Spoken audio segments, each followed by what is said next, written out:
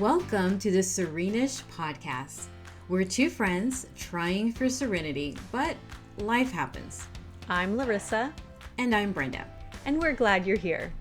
Each week we share honest conversations about navigating everyday life, faith, relationships, soul care, and all the messy in-betweens. You'll hear reflections, a little laughter, and hopefully encouragement to find peace in your own journey, even if it's just serene-ish. Hi, everyone. Welcome to the Serene-ish podcast. You're listening to episode 2. We're calling this one Peace for Our Mind, Body, and Spirit. So Brenda and I are going to be having a discussion about how both of us navigate times of stress, moments of anxiety, what are specific practices we have to really with the idea like we can settle ourselves, we can regulate our bodies, we can find calm even when the circumstances around us might be chaotic and crazy. And of course, we do this imperfectly. So we're sharing from our real lives. We're not experts on this, but we are practitioners. We are people who both practice these kinds of things in our normal lives. And we're just like ordinary people trying our best to do things. And in this episode, I think you're going to hear perhaps some ideas from our own lives and our own experiences. And our hope is that it really generates for our listeners and our audience ways for other folks to really like think about like, what does stress feel like in my body? How do I deal with stress in my normal life? And are there ways to navigate that better? So welcome to this conversation, and hello, Brenda. Hello. I'm excited to talk about this. I think we have some funny stories.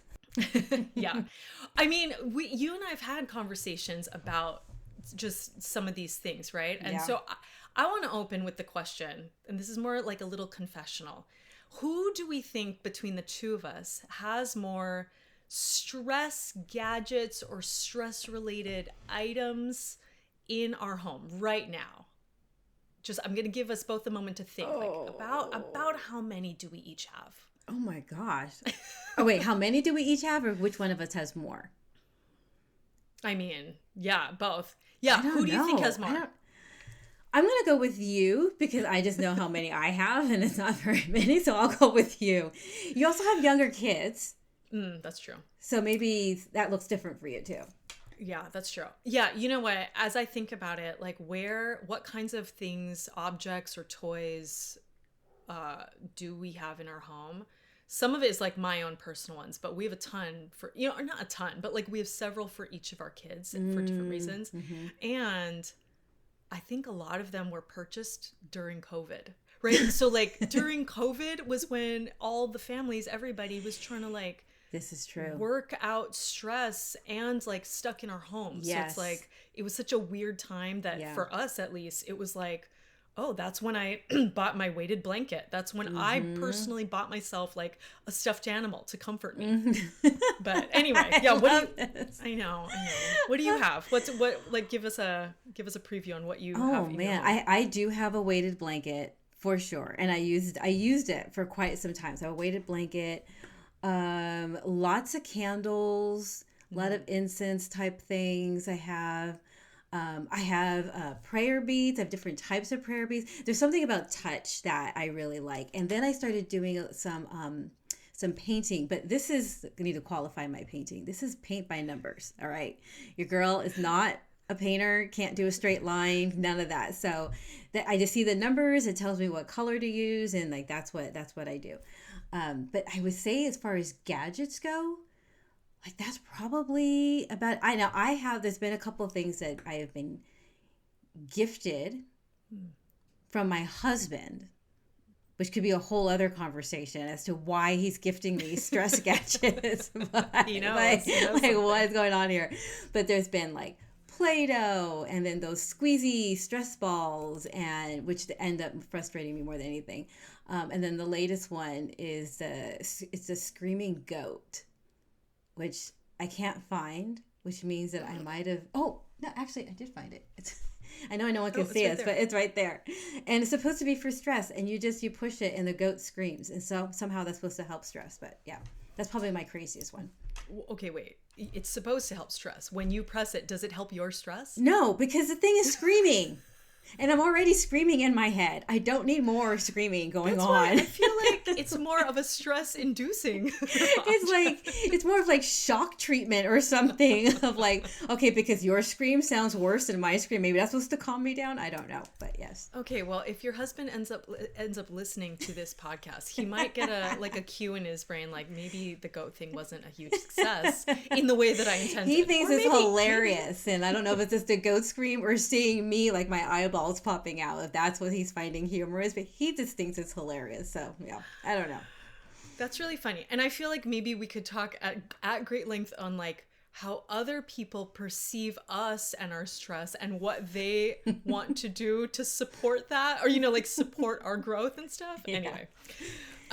Well, yeah, I would love to talk about, I don't know, there's something about like just doing the zoomed out discussion on like how to have peace in the midst of a stressful world. But I think to me, it's more helpful or more interesting to really drill down into like specific moments. So what if we, talk about it like that, like in the last, I don't know, week or two, as you think about a recent moment that maybe your peace felt like it was really challenged in a real way. Mm-hmm. Tell us about like, a moment like that. And what did you do? What happened? How did you respond? And now after it's all said and done, how are you kind of even like thinking and interpreting back to like what happened? Yeah, man, if we're thinking in the last couple of weeks, we had a family situation happen. So a family situation happened, and it brought a lot of stress, there was some fear that came into play, and what I found myself doing was cleaning. Like that has been cleaning, organizing. The cleaning part's fine. The organizing is where my family gets a little nervous. Like my closer knit family, when we live together. Because that means that stuff that they haven't put away, that I've already told them multiple times to put away, ends up being given away because I am just on a warpath. But that was just my way. I was just doing a lot of cleaning. I went out in the backyard and I tried to just kind of like sit and settle myself. But then I found myself, picking out like weeds and like cleaning up the plants and everything. So I went into cleaning mode, and that just calmed me. Yeah. Wait, so question, while in the middle of cleaning, does it feel like in your body, like stress is dissipating as you're cleaning? Or is it more like after you've cleaned, like you feel more at peace?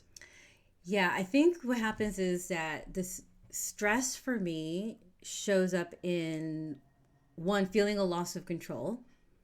And so cleaning and organizing gives you this sense of control, right? Yeah. So, and I understand that there's a difference in the two. So I totally know what's going on in the moment, but I just need a little bit, like I am not completely out of control here. The other part is where stress is for me is that I have so many thoughts going through my head.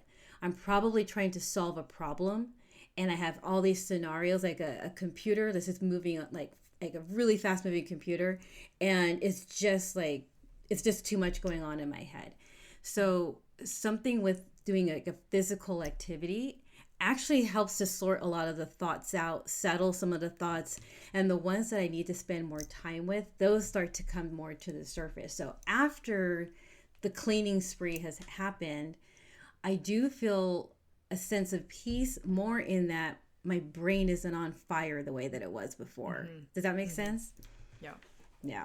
Yeah, totally. Yeah, that's really helpful to like think about like what happens in us in the moment of high stress. What are we inclined to do? I think you're describing like there's something instinctual maybe, or a learned skill, right? Like there's a way that I need a tangible expression of something that I can manage myself. Yeah. And it's like, it's actually counteracting or counterbalancing the other scenarios that I don't have control in. Yeah. But and I love what you said, that instinctual. It definitely started out instinctual. Like I would just find myself in the middle of organizing my closet, color coding my clothes. Like I would just and then I would find myself there and I would recognize this isn't something I normally gravitate to just do. I don't wake up in the morning and decide I'm going to just take out everything in my closet and reorganize it. That's just not me. So then that's when I would ask myself, okay, what am I doing here? What brought me here? And I started to pick up on the patterns. So then it became more fine-tuned towards when my body moves towards that, let it go towards that. Like, this is good. It's still productive. It's healthy. Like, but now I knew what was happening. Yeah, that's so good. Yeah, I was thinking about, for me last week, the one thing I had to do, this was, I had an important conversation coming up, and it was the kind of conversation that was scheduled with a person. There was a very specific purpose to the conversation. So for me, it took a few days of like, I need to think about what I want to say in this conversation, that kind of thing. And I could tell it was a little stressful. I wouldn't say it was high stress, but it was stressful enough that for like 3 days straight, that's all I was thinking about, right? Even in the background, even when my kids were needing some help or I was running errands, like that was the only thing going on in my brain. And I was kind of, processing and thinking about it and anticipating it. Okay. So I realized that week I didn't have much margin for any other distractions or chaos. And I felt really on edge when maybe like, even our house was getting noisy. We have 4 kids, and it was just a busy week last week. And so there would be a lot of noise and a lot of chaos in our home. And I would just be like, I need to like go sit on the porch, because that's like, I need to find a quiet space to like think through what's happening. And so it was, to me, the one thing that I did, which was, I don't do this very often. I told Steve, my husband, I was like, hey, in the 2 hours before the conversation is scheduled, I need to be by myself, and I need quiet. So whatever I'm usually doing in our home and with the kids, can you take over for those 2 hours to give me a little buffer time? And I planned that ahead of time. I asked him, he was like, of course.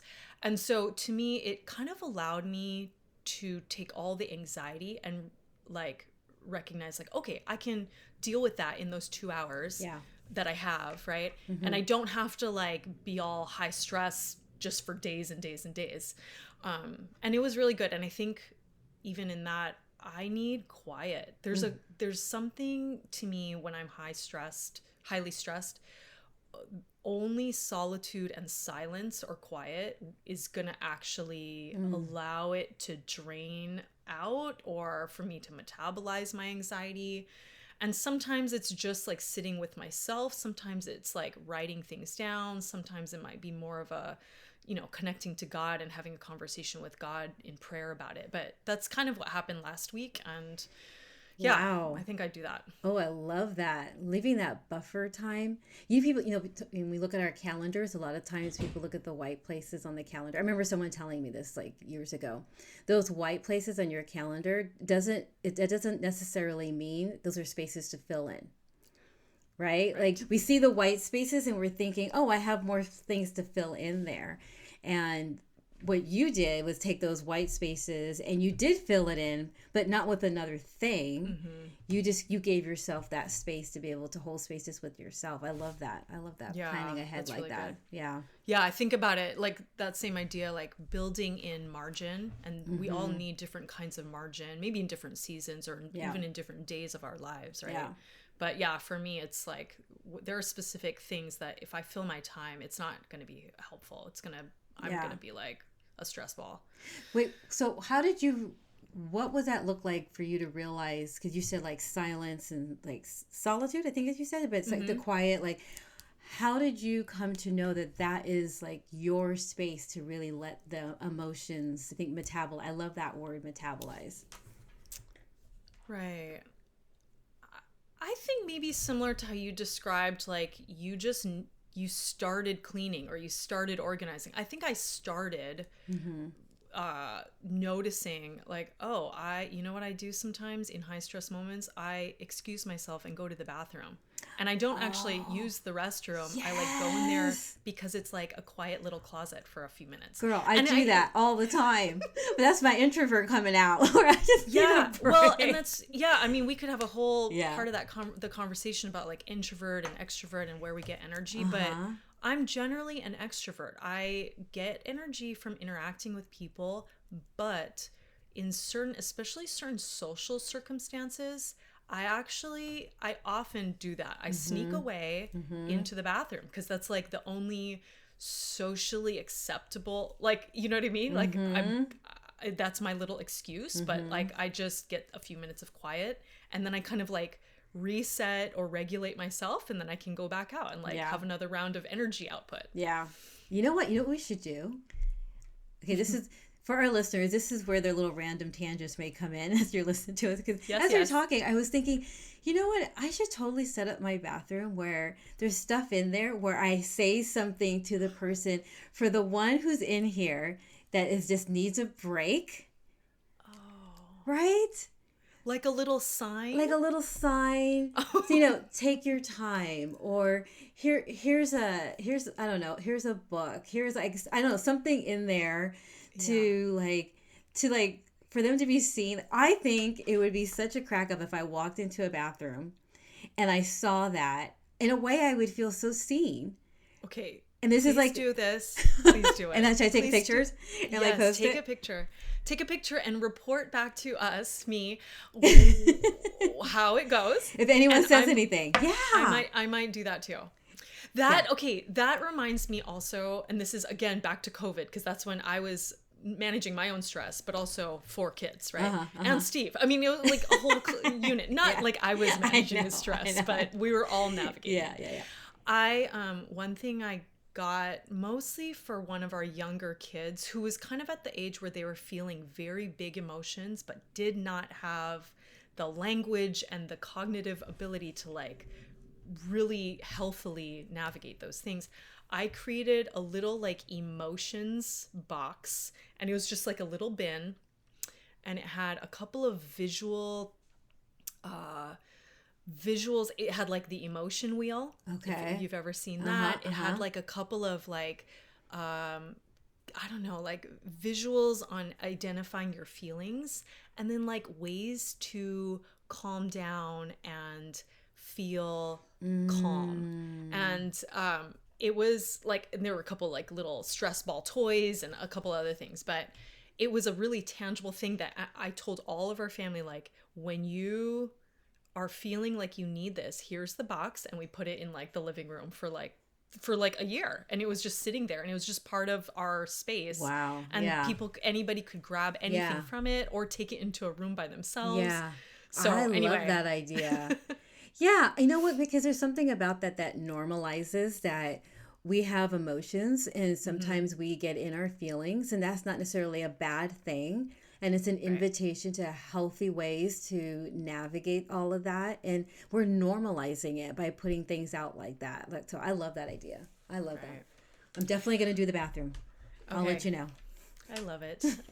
Such a good idea. Maybe, I mean, we're kind of talking about this a little bit, but you know, I think both of us have this understanding that each of us are, you know, we have our mind, we have our body, our physical selves, and then a spiritual self, right? And so as we think about like navigating stress or anxiety, I wonder, like, as we help ourselves, mind, body, and spirit, like all those components, maybe in different ways at different moments, navigate stress or regain a sense of peace.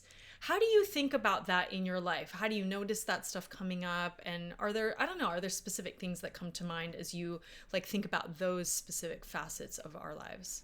So do you mean like, how do I know when this is more of a physical stress, a mental stress, or emotional stress? Yeah. You know, I think that it's taken, in my case, years of practice and learning of an awareness of how I'm put together. Now, maybe there's some people where they can move faster in like understanding themselves than I just was. I'm saying years, maybe not everyone's going to take years for that. Because I think what would happen before is that I just kind of lumped it all together. And I think I put everything in the realm of emotion. And I didn't understand that this is maybe where I'm feeling the stress. It's more physical, or maybe it's a mental strain that I'm feeling. So it actually took me quite some time of like reading, of sitting with people who know a lot more about this than I do, and just asking myself questions, like learning how to pause in the midst of the spike of whatever was happening, and asking myself, okay, where am I feeling this the most? Is it on my body? Is this like, do I feel it on my, like my head area? Am I getting a headache or something? Like, am I thinking hard? Or is this like an emotion that I'm feeling? And I had to practice that for some time to be able to kind of figure out and navigate between those different areas. It comes a little easier to me now. I'm not saying I'm 100%, but I think it comes a little easier for me now. And then once I can start to see, it's not always just one. Oftentimes there's like at least two different spaces it's showing up. Then that helps me to be able to see, okay, how do I want to navigate this? But it took time and some really intentional work and outside help. Because I think sometimes like I would think like I know myself, but it was so helpful to have outside perspective so that they could see, okay, well, this is what you think how you're communicating, how you're acting with everyone. But here's what's actually coming out towards all of us, which were some, sometimes not so lovely to hear how you're coming across to other people. And you think you're biting your tongue, but you're actually chewing them out. And it's like, oh, I didn't mean to do that. Didn't want to do that. But yeah.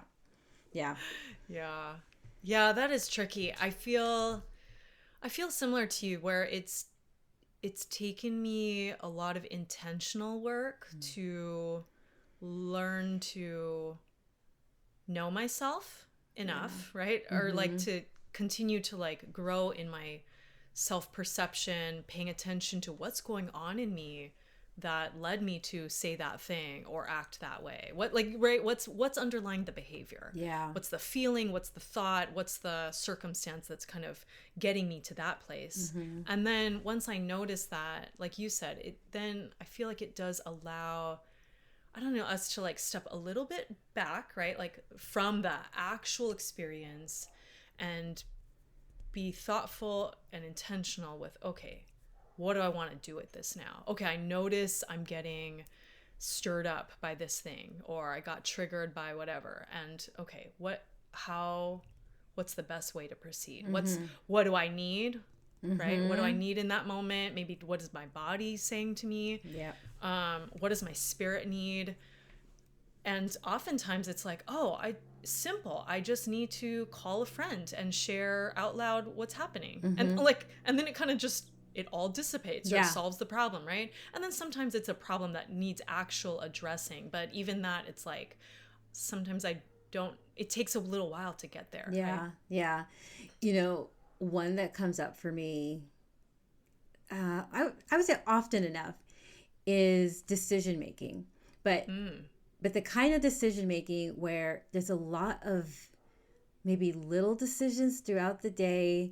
And I'm thinking very specifically, like us as a family, and we're making decisions. We're going to do this.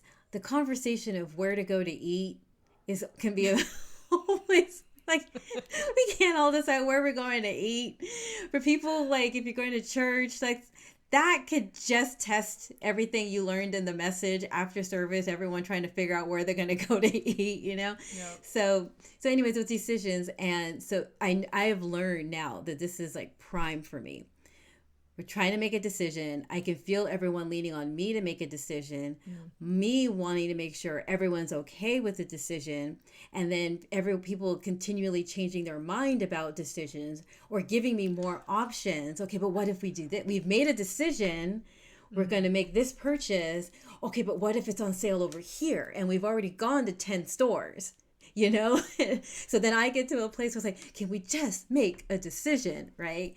So how that works out for me is that the stress is more mental, right? But then that tires me out. Like I literally feel my body getting just tired from this. And then that ends up triggering an emotion. So that's like the cycle for me. Because now the emotion that's coming out is like I am either annoyed or I'm frustrated or whatnot. So I've just had to learn to communicate. And my thing is usually telling my husband, you are breaking my brain right now. Like literally. And then that causes us to laugh because there literally was one time that I ended up with a migraine from all of this. Like it was so bad. He had to take me home and I was just out. I had so much pain. So we laugh now, and that's just the way I just tell him, you are breaking my brain. And that just kind of cuts the stress right there because of the laughter. But he also understands this is a very real this is a very real thing. I am breaking my wife's brain. Let's not do that again. Brenda is getting short-circuited right now. There's too many tabs open, and we got to shut this down. Yes. 100%. And a migraine. Hey, like, dang. That's real. And I feel like I wonder if different ones of us have different levels or capacities of bandwidth to even have that. Like, I think about decision fatigue, right? That's some of what you're describing. Right. Like when I'm on overload, I need to let's just make a decision. Or like I only have a certain level of margin to even give energy to this. And once it reaches past my threshold, I'm done. Like I just can't even. But I feel like I wonder, like, even if you pull like your whole family, for example, or my whole family, like who has how much energy for those kinds of things. Ooh. And that would be interesting to just kind of check in with and know, right? Like, and so maybe the person with like either the longest amount of energy, you know, ends up like feeling fine and not stressed at all. Whereas like the people with the least are like, just if a decision's not made in 2 minutes, I'm like, now I'm stressed out. Right. No, that's good. I like that. Yeah. Well, we're going to get into a little bit like of, you know, we're kind of talking about our own lives, and I want us to kind of move into a time of some practical takeaways for folks who are listening. But friends, I just want to remind you that if this episode is resonating with you, we would love to have you come over to Substack. It's called the Serene-ish podcast. Surprise, that's the title of our podcast. But that's where we're going to be posting bonus reflections. We might share some helpful resources that go with each episode. We'll also be able to chat with you together over these topics. So our thought is with each of these conversations, right? It's Brenda and I, and folks who are listening are kind of just listening in and tuning in, and hopefully you feel like you're a part of the conversation. But Substack is really the place to continue the conversation, and we would love to engage with you there. Just head over to the Serene-ishpodcast.substack.com, and we would love to see you there. So as we move into, some practical takeaways, I was thinking about this. I was thinking, like, what are a few just really simple practices that maybe you and I could both try this week? And I think we do probably some versions of this. So I don't know if it's necessarily brand new, but my pitch is that we practice these things and we invite other listeners to also practice a few things this week in terms of peace and navigating peace. And just as a reminder for all of us, we can have so much grace on ourselves and self-compassion, right? The idea is we're trying to be serene-ish. So you give it a small go, and even if it's imperfect, you tried. And that's a point of learning and transformation. So here are a couple of specific peace practices, we'll call them. One, we can try this thing called 1 minute grounding. So imagine you're sitting in a comfortable chair or even lying on a bed, just getting somewhere comfortable. And for about a minute, you can do this. It's not long, so you can pretty much do this anywhere. You can even do this at your desk at work if you're there. You can put your hand on your chest. And sometimes when I put my hand on my chest, it actually, even just that, allows me to recognize that I'm in my body. I start to pay attention to how do I feel in my body. There's a safety that you can communicate. I'm safe right now. Nothing is threatening me. And with your hands still on your chest, we can take 3 deep breaths in and out. You can even do that right now with us. Inhale and exhale. Inhale. Exhale. And one more time. Inhale. And exhale. And then just think about one thing that you're grateful for right now. It could be small and simple. It could be something big. But what's one thing you're grateful for?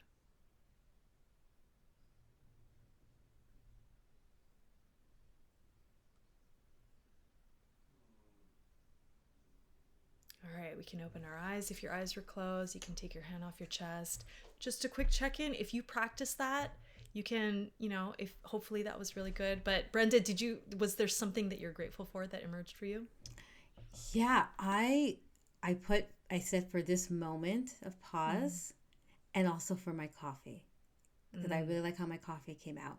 And then here's what I did notice though. When I went to my coffee, I had immediately this moment of it. Okay, that's not really deep. There's so many other things that you have to be grateful for. But then I spoke to that voice and I just reminded myself of like, this is not about, anyone validating the thing that comes to mind. If that sip of that coffee brought me just like a little bit of a moment of joy, it took my attention off of anything else and just for me to be able to focus on my taste buds of like, this tasted really good. I'm grateful for this. Like that counts. So I just want to be able to say to our listeners, like, be careful with the whole like, oh, but I should have said my husband or my kids or my grandkids or like, whatever, my job. Like, it's not about that. Like, it's just what's the first thing that comes to you in this moment right now. I'm really thankful that I was able to have a sip of that coffee. I'm really thankful that I have this 30 seconds right now. So that's how, I like that. I love it. Yes. And that's such a good reminder. We are trying to practice self-compassion and also non-critical, non-judgmental observation. I think that's a really healthy approach to our own lives. We can observe ourselves. We can observe what's actually emerging organically, and we don't need to judge those things, right? Yeah. Yeah. For me, mine felt a little funny and mundane too. The thing that I'm grateful for today is a working ice maker. So just to back up, I live in Hawaii. It's super hot. It's always super hot, but in the summer months, it's extra hot and dry. And our ice machine in our freezer broke for about a day, and then it needed like a reset or something. So for one full day, we had no ice. Oh, man. Which was awful. Ice might sound like a luxury, but I feel like where we live, it's a necessity and it's for our survival. So I'm really grateful. I love that. I love that. This is definitely when we talk about the Serene-ish. This is it, right? This is it. Things break. Like redefining what's holy, like, there's some really like serious things, but these also matter. Enough of these little things going on can have a huge impact. So this is just Serene-ish. Right. Just Serene-ish. Okay, so we did the 1 minute grounding. That's a practical takeaway. I mean, we mentioned stress items. So that's number 2 for folks. You can find some object. It could be something you already have. It could be, you could buy something if you want, but like think of something that, this is the way I think about it, something that communicates safety and comfort to you. Yeah. And now this is going to be super personal. And here's the little trick. If you don't even know where to start, just ask around, like what, listen to us and we'll give you some suggestions. But also you can think about you yourself as a child. What was something that you loved? What was something that made you feel safe? Was it a blanket? Was it a certain kind of stuffed animal? Back in the day, my brothers and I had pound puppies. like little stuffed animal pound puppies. Do Oh, you remember that? yeah. From the 80s? Yeah. So, I mean, it could be a pound puppy or something, you guys. It could be Aw. anything. But Okay, anyway, wait. what's Was that the yours? stuffed animal that you got during COVID? Oh, God. No. Oh, mine? No. I bought um, it's like, it's a manatee. Okay. Just, that's very specific. It But is very specific. my favorite animal is the manatee. Aww. But this manatee is like kind of small, maybe as big as my head. But it's like filled with, I don't know, rice or beans or something microwavable. So you can put in the microwave, zap it in the microwave for about a minute, and it heats up. So if you want like a little warming Oh my pad, gosh. yeah, it's I like a little love manatee that. that you can microwave. Multifunctional on top of that. Multifunctional. I love that. That's Yeah. awesome. That is All right, awesome. was there one item that you wanted to highlight? Oh gosh, tactile. Yeah. I think right now, candles have been like my thing right now. There's one in particular that I'm really have been enjoying. And so what I have found is that when I'm coming into a meeting or if I'm holding a session of a coaching session, and I know that like maybe these are harder sessions that I'm going to be working with people on. I actually like that candle and I have it over here for a few different reasons. I love the scent of it. It's very grounding and calming. And then when my eye kind of under my peripheral, I see that flame. There's just something very prayerful about seeing that flame. So candles have been my thing, right now. And I say right now because it honestly it really changes. So Yep. it's good for as long as it's good, and then I'm totally okay to move on to the next thing of like, okay, well, what does it look like now? Like what is Yeah. that? Something I do wanted to suggest with something like this is I love that idea of going back to your childhood and remembering those things of like, hey, what brought you joy? The other, I think, way would be to just go through your day and pay attention to what colors that you gravitate towards. Like when you go into like a coffee shop and you walk in and we say, oh my gosh, I love this coffee shop. Ask yourself, what about this is drawing you in? Is it the furniture? Is it the color scheme? Is there a scent? Is there the music? Ask yourself what is drawing you into that space. When you go out, touch things. Like what kind of like fabric feels really calming to your skin, and just start paying attention to some of those things. And that could even help you sort to like create your space, like wherever you're at, in the office, at home, in your car. What are the colors that work for me? What textures do I enjoy? What scents do I like? And you're trying them out before you're putting money in there, buying all these things. That's so great. Just to take one of those things a step further, the way sometimes I think about what I'm going to wear for the day, I go into my closet. I ask myself the question, how do I feel Yep. right now? And how do I want to feel today as I think about the things I'm going to be doing? And I pick based on texture, color, something that feels, I don't know, extra cozy if I need that. Yes. So I dress myself in the way that I want to feel. Yes. I love that. That's why it's never worked for me when people plan their outfits out the week before. I wish I could be that person. If that is you, I have so much respect for you. I honestly, I have tried, and put in all this work, and then the morning comes, and just like you, Larissa, I'm like, but I'm not feeling that color. I'm not feeling that pattern. Like that's not how I want to walk in. So I wish I could do it, but I'm more like you on this one. Yeah. I love it. Well, we've one more. So another way, so for folks who pray, connect with God, connect with the divine presence, whatever that means for you, we can also do these soul check-ins. And the way I do it is I just pause. Again, like I can do this at any point in any space of my day. I pause and I ask, where do I sense God's presence right now? Where do I sense God's presence right now? And I just take a moment. And it's similar to like what am I grateful for right now? Right. It helps us, our brain and our body and our spirit, all of those things just kind of get aligned together and centered and grounded. So that's another suggestion for folks if you want to do that.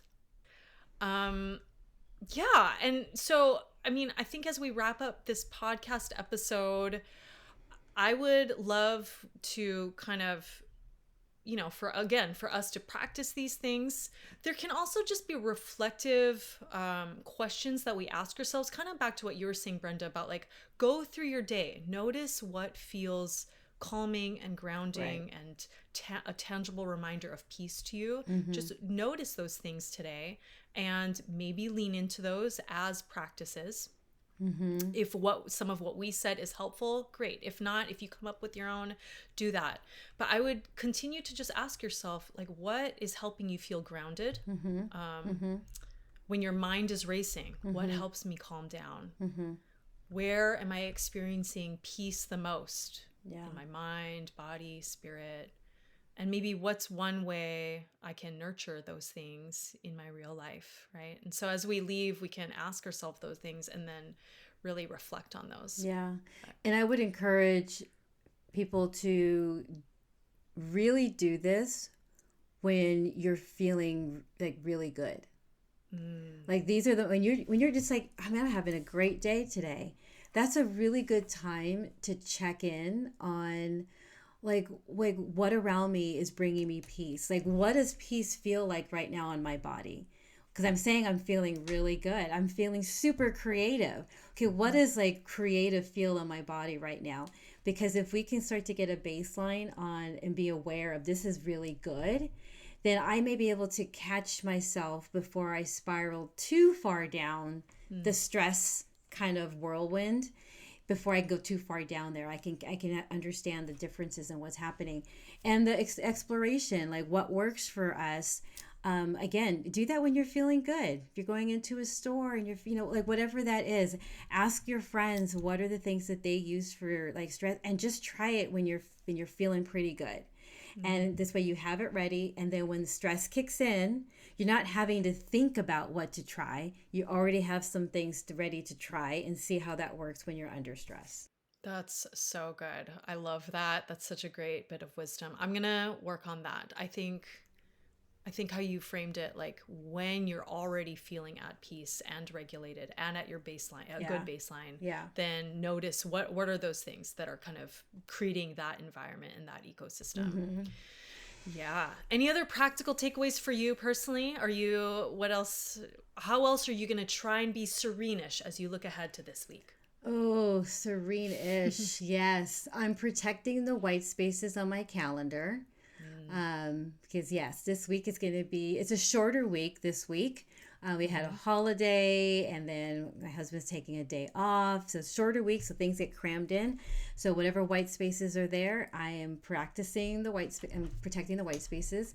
And my serene-ish right now is also going to just be in my backyard, putting my feet on the grass. I love skin to grass. And yeah, that's what I'm going to be doing this week. What about you? That's beautiful.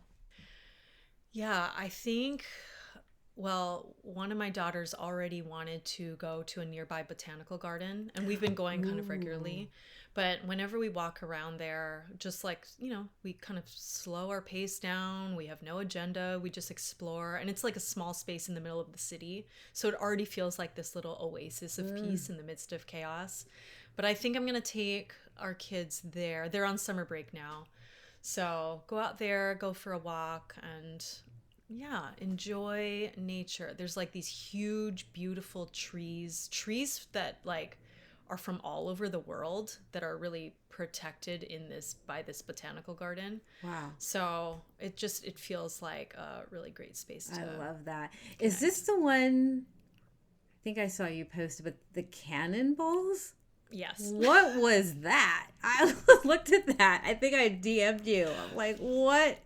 Please yes. explain this to me. It needs explanation, right? And maybe we'll drop this on our the Substack. But yes, so it's very peaceful. Like I just said, one of the trees. This gave me a good laugh. There's a tree called the cannonball tree. Has anybody ever heard of the cannonball tree? I had not before I walked into this space. But every plant has a little sign with the actual scientific name, right? Yeah. But it's called the cannonball tree on the sign. And then right next to that little sign with the name, it says beware or watch out for falling cannonballs. To me, guys, that is a picture of Serene-ish. Yes. I think you're 100%. Serene-ish. You're walking in the botanical garden, having a nice, like, quiet time by yourself or with God or whoever. And you might get hit in the head with a cannonball, and then you just got to figure it out. What are you going to do? You just got to figure it out. Good luck. This is real life, people. Even in nature, this is real life. You're just being a beautiful tree and foliage, and then a cannonball comes and just does its thing, you know? Life happens, and we got to figure out what we're going to do. Yeah. Yeah. Well, on that note, thank you, Brenda, for having this conversation with me. Thank you, listeners, for tuning in, and we will see you next time. See you. Bye. Bye.